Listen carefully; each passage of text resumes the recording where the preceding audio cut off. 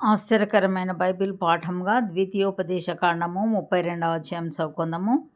ఆకాశ మండలమా చెవియొగ్గుము,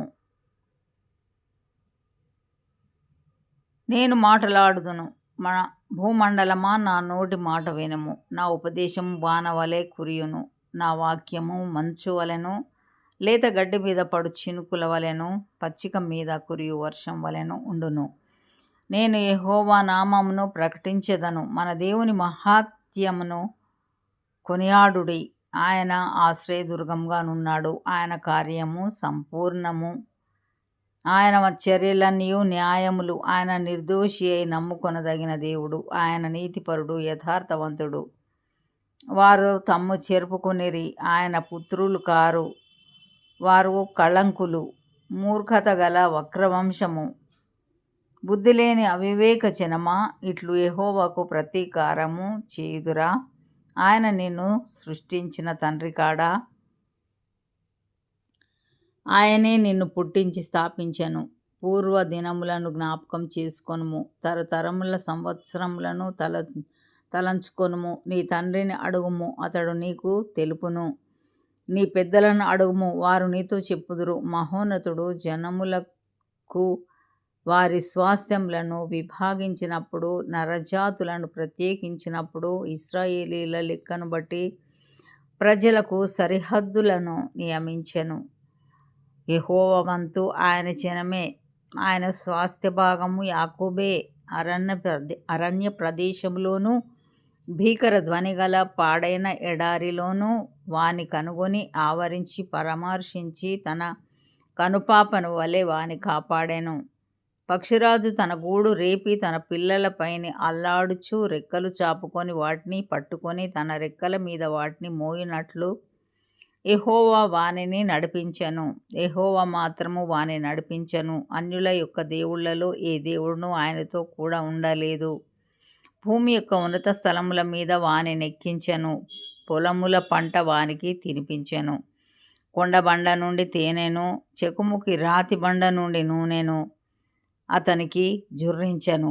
ఆవు మజ్జిగను, గొర్రెమేకల పచ్చిపాలను, గొర్రె పిల్లల క్రొవ్వును, భాషాను పొట్టేళ్లను, మేకలను, గోధుమల మెరికల సారమును నీకిచ్చెను.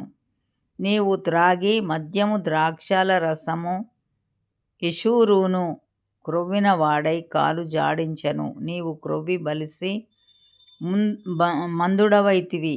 వాడు తన్ను పుట్టించిన దేవుని విడిచెను, తన రక్షణ శైలమును తృణీకరించెను. వారు అన్యుల దేవతల చేత ఆయనకు రోషము పుట్టించిరి, హేయ కృత్యముల చేత ఆయనను కోపింపచేసిరి. వారు దేవత్వము లేని దయ్యములకు, తామెరుగని దేవతలకు, క్రొత్తగా పుట్టిన దేవతలకు, తమ పితరులు భయపడని దేవతలకు బలి అర్పించిరి. నిన్ను పుట్టించిన ఆశ్రయదుర్గమును విసర్జించితివి. నిన్ను కనిన దేవుని మరచితివి. యెహోవా దానిని చూచెను.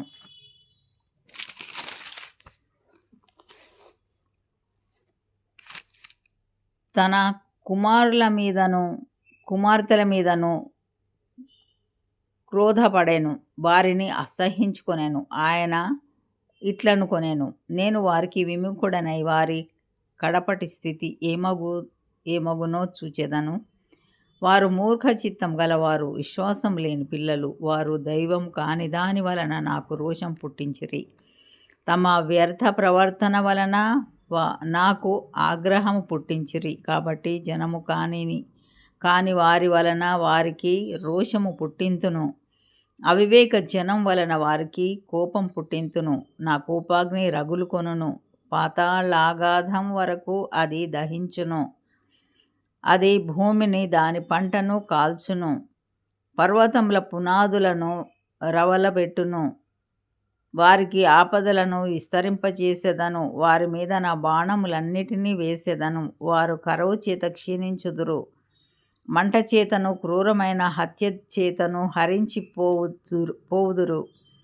బురదలో ప్రాకు పాముల విషమును, మృగముల కోరలను వారి మీదికి రప్పించెదను.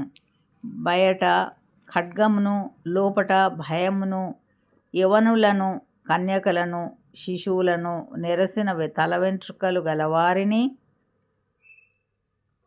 నశింపచేయును. వారిని దూరమునకు చెదరగొట్టెదను. వారి పేరు మనుషులలో లేకుండా చేసేదననుకొందును. వారి విరోధులు నిజము గ్రహింపకుందురేమో, ఇదంతయు యెహోవా చేసినది కాదు, మా బలము చేత వారిని గెలిచితిమి అని వారనుకొందురేమో. విరోధి గర్వమునకు భయపడి చెదరగొట్టలేదు. వారు ఆలోచన లేని జనము, వారిలో వివేచన లేదు. వారు జ్ఞానం తెచ్చుకొని దీని తలపోసి తమ కడవరి స్థితి యోచించుట మేలు. తమ ఆశ్రయదుర్గం వారిని అమ్మివేయని ఎడల, యెహోవా వారిని అప్పగింపని ఎడల, ఒక్కడు ఎట్లు 1000 మందిని తరుమును, ఇద్దరు ఎట్లు 10,000 మందిని పారదోలుదురు. వారి ఆశ్రయదుర్గము మన ఆశ్రయదుర్గం వంటిది కాదు. ఇందుకు మన శత్రువులే తీర్పరులు. వారి ద్రాక్షావల్లి సొదొమ ద్రాక్షావల్లి, అది గొమొర్రా పొలములలో పుట్టినది. వారి ద్రాక్ష పండ్లు పిచ్చి ద్రాక్ష పండ్లు, వాటి గెలలు చేదైనవి. వారి ద్రాక్షారసము క్రూర సర్పంల విషము, నాగుపాముల క్రూర విషము. అది వారి యొద్ద మరుగుపడి ఉండలేదా? నా నిధులలో ముద్రింపబడి ఉండలేదా? వారి కాలు జారుకాలమున పగ తీర్చుటయు ప్రతిఫలమిచ్చుటయు నావే. వారి ఆపద్దినము సమీపించును, వారి గతి త్వరగా వచ్చును, వారి ఆధారం లేకపోవును. నిర్బంధింపబడిన వాడును స్వతంత్రుడును లేకపోవును. యెహోవా చూచును, తన సేవకులను గూర్చి సంతాపపడును. నిజముగా తన ప్రజలకు తీర్పు చేయును. ఆయన వారి నైవేద్యముల క్రొవ్వును తిని వారి పానీయార్పణమైన ద్రాక్షారసమును త్రాగిన వారి దేవతలేమైరి? వారు ఆశ్రయించిన దుర్గములే. లేచి మీకు సహాయం చేయవచ్చును. వారు మీకు శరణము కానీయుడి అని చెప్పును. ఇదిగో, నేనే దేవుడను, నేను తప్ప వేరొక దేవుడు లేడు. మృతి నొందించువాడను బ్రతికించువాడను నేనే, గాయపరచువాడను స్వస్థపరచువాడను నేనే. నా చేతిలో నుండి విడిపించువాడెవడునూ లేడు. నేను తలతలలాడు నా ఖడ్గము నూరి నా చేత న్యాయమును పట్టుకొనిన ఎడల, నా శత్రువులకు ప్రతీకారం కలగచేసేదను. నన్ను ద్వేషించు వారికి ప్రతిఫలమిచ్చేదను. రక్తము చేత నా బాణములను మత్తిల్ల చేసేదను. చంపబడిన రక్తమును, చెరపట్టబడిన వారి రక్తమును, శత్రువులలో వీరుల తలలను నా ఖడ్గము భక్షించును. నేను ఆకాశం తట్టున హస్తమెత్తి నా శాశ్వత జీవముతోడని ప్రమాణం చేయుచున్నాను. జనములారా, ఆయన ప్రజలతో కూడా ఆనందించుడి. హతులైన తన సేవకులను బట్టి ఆయన ప్రతిదండన చేయును. తన విరోధులకు ప్రతీకారం చేయును. తన దేశము నిమిత్తమును తన ప్రజల నిమిత్తమును ప్రాయశ్చిత్తం చేయును.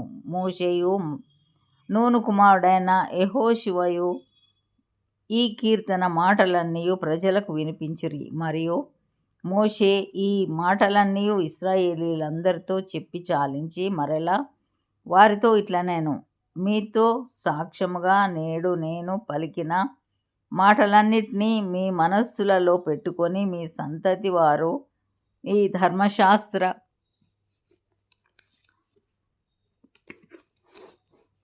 వాక్యములన్నిటినీ అనుసరించి నడుచుకొనవలెనని వారికి ఆజ్ఞాపింపవలెను.